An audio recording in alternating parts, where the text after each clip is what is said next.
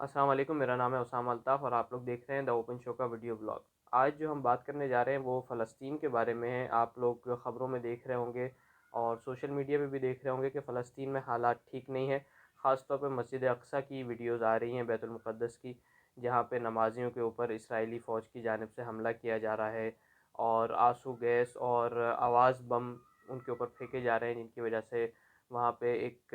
پرتشدد ماحول کریٹ ہو گیا ہے۔ اس سب کے پیچھے کہانی کیا ہے اور بنیادی طور پہ مسئلہ فلسطین ہے کیا؟ ہم بچپن سے سنتے آ رہے ہیں کہ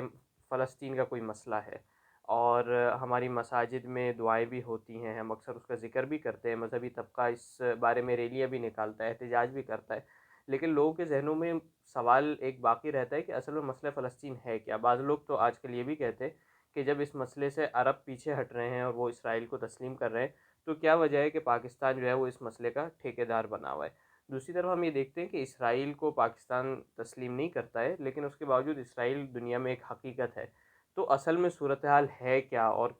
کہاں تک ہم کوشش کر سکتے ہیں؟ زمینی حقائق کیا ہے؟ کیا ساری دنیا نے اسرائیل کو مان لیا ہے؟ تو کیا یہ ممکن بھی ہے کہ جو مسلمانوں کا مطالبہ ہے وہ پورا ہو سکے؟ اور مسلمانوں کا اصل میں مطالبہ ہے کیا؟ ہم کیا چاہتے ہیں؟ کیا ہم چاہتے ہیں کہ اسرائیل موجود ہی نہ ہو؟ کیا ہم چاہتے ہیں کہ مسجد اقصیٰ کا کنٹرول واپس آ جائے؟ اور مسجد اقصیٰ کی صورتحال کیا ہے؟ ہم وہاں پہ دیکھتے ہیں کہ یہ مشہور ہے کہ مسجد اقصیٰ جو ہے وہ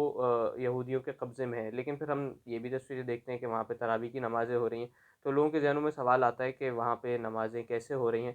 تو یہ ساری صورتحال بھی ہم بتائیں گے۔ جو حالیہ واقعات ہیں اس کا پس منظر یہ ہے کہ مسجد اقصیٰ کے اطراف میں ایک علاقہ ہے جس کا نام ہے حی شیخ جراح۔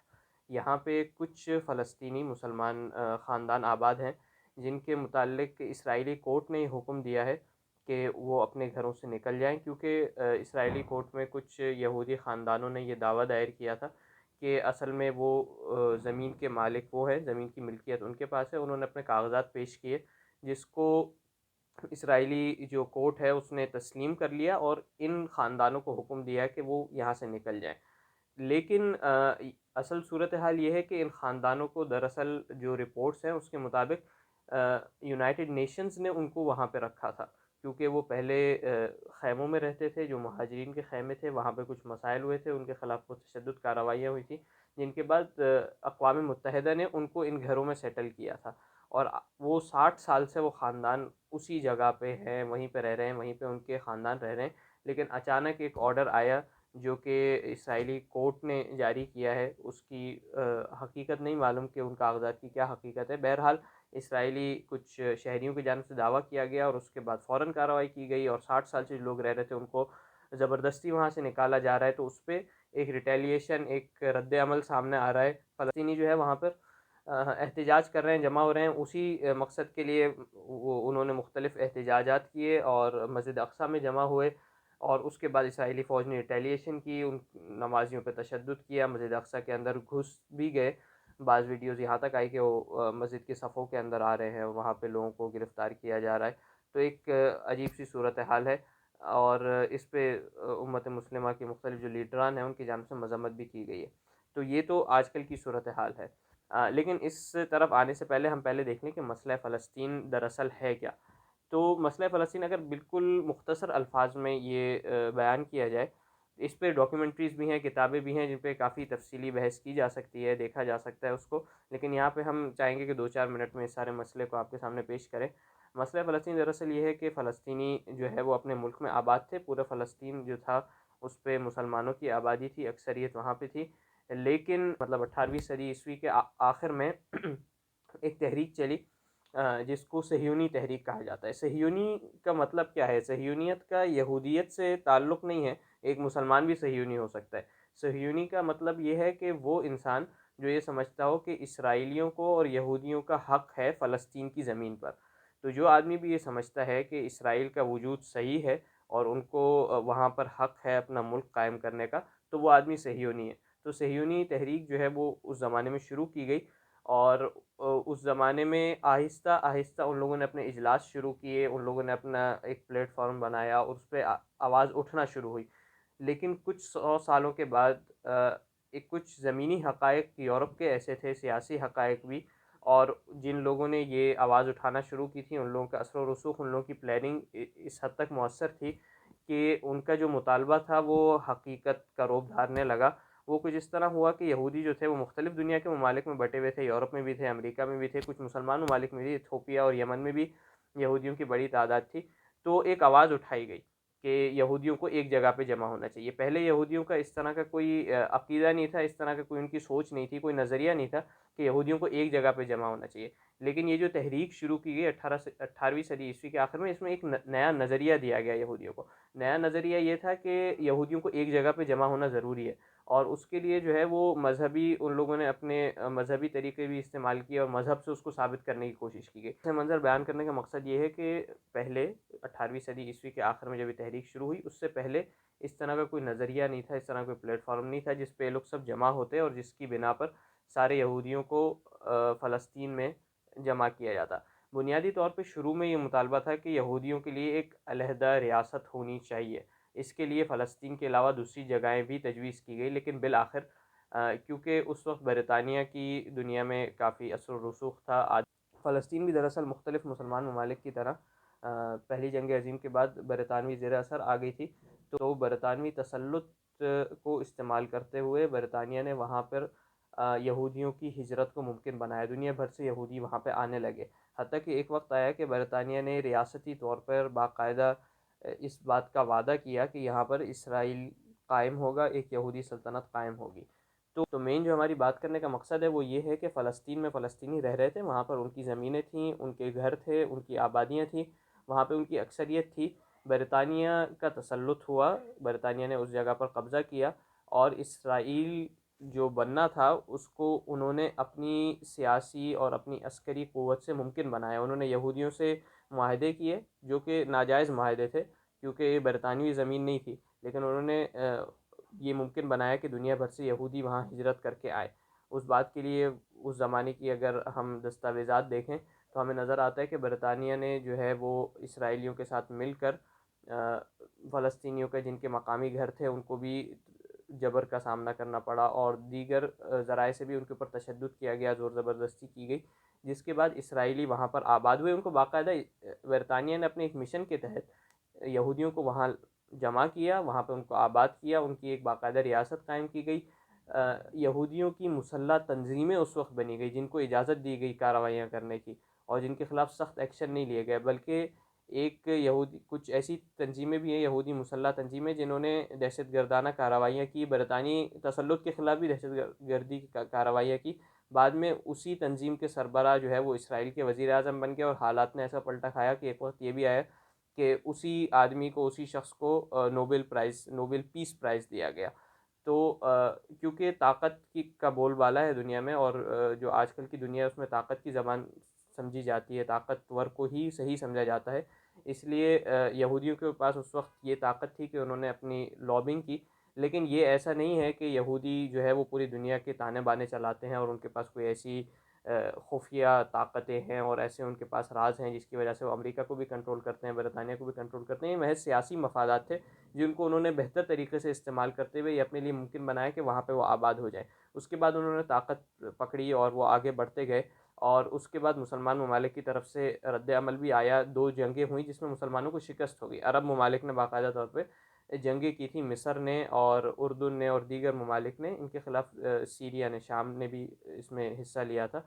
تو عرب ممالک نے ایک مشترکہ پلیٹ فارم کے ذریعے ان کا مقابلہ بھی کیا تھا، لیکن یکے بعد دیگر مسلمانوں کو شکست ہوئی۔ تو شکست ہونے کے بعد جب ان کے باقاعدہ ایک طاقت بن گئے وہاں پہ، اور انہوں نے اپنی نہ صرف یہ کہ ایک علیحدہ ملک بنا لیا وہاں پہ، مطلب یہودی دوسرے ممالک سے آئے تھے، انہوں نے فلسطینیوں کی زمینوں پر قبضہ کیا، فلسطینیوں کو وہاں سے نکالا۔ آج بھی اگر آپ مہاجرین کی تعداد دیکھیں تو دنیا میں کئی ملین جو ہے وہ تعداد میں فلسطینی مہاجر ہیں جو اپنے ملکوں سے باہر نکلے ہوئے۔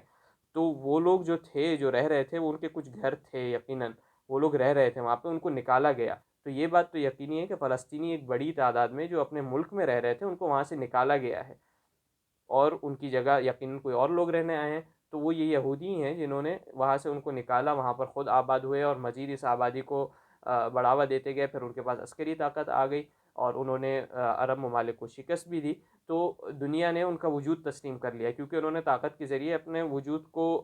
منوا لیا سب سے۔ ایسا نہیں تھا کہ کوئی اخلاقی بنیاد تھی یا کوئی ان کے پاس قانونی جواز تھا اپنی سلطنت قائم کرنے کا، بلکہ زور زبردستی کے ذریعے وہ آئے، زور زبردستی کے ذریعے انہوں نے قبضہ کیا،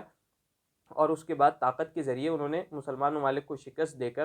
اپنا وجود تسلیم کروا لیا۔ تو دنیا بھر کے ممالک نے پھر آہستہ آہستہ اسرائیل کو تسلیم کرنا شروع کر دیا۔ لہٰذا مسلمانوں کا جو بنیادی مقدمہ ہے وہ یہ نہیں کہ ہم اسرائیل کو کس حد تک تسلیم کرتے ہیں، بلکہ ہمارا بنیادی مقدمہ یہ ہے کہ اسرائیل جو ہے وہ ایک ناجائز طور پر ریاست قائم کی گئی ہے، تو ہم سرے سے اس کا وجود ہی تسلیم نہیں کرتے ہیں۔ اب مسئلہ یہ ہے کہ زمینی حقائق دنیا کے کچھ ایسے ہیں کہ دنیا بھر کے ممالک جو ہے وہ اسرائیل کو تسلیم کرتے ہیں، اسرائیل کی طاقت کو تسلیم کرتے ہیں، اس کے ساتھ تجارت کرتے ہیں۔ ترکی سمیت کئی اسلامی ممالک بھی جو ہے وہ اسرائیل کو تسلیم کرتے ہیں، ان کے ساتھ تجارتی تعلقات ان کے بحال ہیں۔ تو ایسی صورتحال میں ہمیں کیا کرنا چاہیے، اور کیا یہ واقعی ایک قابل عمل چیز ہے کہ ہم اسرائیل کو تسلیم ہی نہ کریں؟ تو اس میں دو چار نکات ہیں۔ پہلی بات تو یہ ہے کہ اس سے یہ ثابت ہوتا ہے کہ دنیا کا جو موجودہ نظام ہے وہ قانونی اور اخلاقی بنیادوں پر نہیں بلکہ طاقت کی بنیاد پر کھڑا ہے۔ تو اس نظام کے خلاف اگر کوئی کھڑا ہوتا ہے تو ضروری نہیں ہے کہ وہ دہشت گرد ہو۔ اس کا یہ مطلب بھی نہیں ہے کہ ہم سب کو اسلحہ لے کر کھڑا ہو جانا چاہیے، لیکن کم از کم ہمارے ادراک میں یہ بات ہونی چاہیے کہ اگر دنیا میں کسی چیز کو حقیقت تسلیم کیا جا رہا ہے اور کسی ایک ریاست کو ناجائز طور پر قائم ہونے کے باوجود دنیا بھر میں تسلیم کیا جا رہا ہے، تو اس کا یہ مطلب ہے کہ دنیا بھر کا جو نظام ہے جو یہ طے کرتا ہے کہ کون حق پہ ہے، کون گمراہی پہ ہے، کون دہشت گرد ہے اور کون پرامن ہے، کون جو ہے وہ قانونی طور پر صحیح ہے اور کون صحیح نہیں ہے، تو دنیا بھر کے جو فیصلے کیے جاتے ہیں وہ ہمیشہ ٹھیک نہیں ہوتے۔ یہ اور اسرائیل اس کی واضح مثال ہے کہ اسرائیل ایک ناجائز طور پر اور قبضہ کر کے بنائی گئی ایک ریاست ہے جس کو امریکہ سمیت دنیا بھر نے تسلیم کیا ہے۔ تو اب ہمارا یہ فرض ہے کہ کم از کم ہمیں اس بات کا ادراک ہو، شعور ہو کہ یہ جو تسلیم کرنے کا عمل ہے اور یہ ساری یہ زمینی حقائق ضرور ہیں، مگر اس کا یہ مطلب نہیں ہے کہ ہم اپنے موقف سے پیچھے ہٹ جائیں اور ہم اس بات کو نظر انداز کر دیں کہ یہ ناجائز چیز ہوئی ہے۔ دوسری بات یہ ہے کہ جب عرب نے ان چیزوں کو چھوڑ دیا، نظر انداز کر دیا اور اسرائیل کو تسلیم کر لیا، تو ہمارا کیا اس میں انٹرسٹ ہے، پاکستان کا کیا انٹرسٹ ہے کہ پاکستان اسرائیل کی مخالفت کرے؟ تو اس میں تو بنیادی بات ہے، یہ تو لاجیکل بات ہے کہ اس مسئلے کا تعلق کسی عرب یا نان عرب سے نہیں ہے بلکہ ایک انسانی مسئلہ ہے، اور چونکہ مسجد اقصیٰ بھی اسرائیل کے زیر تسلط ہے، وہاں کی انتظامی جو چیزیں ہیں وہ اردن جارڈن کی حکومت کے ماتحت آتی ہیں، باقی وہاں پر جو عسکری اور باقی جو سیکیورٹی کی ساری چیزیں ہیں اس پہ یہودیوں کا قبضہ ہے، اسرائیل کا قبضہ ہے۔ تو اس لیے پاکستان کا بطور اسلامی ملک اس ایشو سے تعلق ہے، اور بطور انسان، ہر انسان کا جو حق پرست انسان ہے، جو عدل اور انصاف کو دیکھتا ہے اور جو جس کے پیمانے درست ہیں، وہ یہ سمجھتا ہے کہ اسرائیل جو ہے اس کا تسلط غلط ہے۔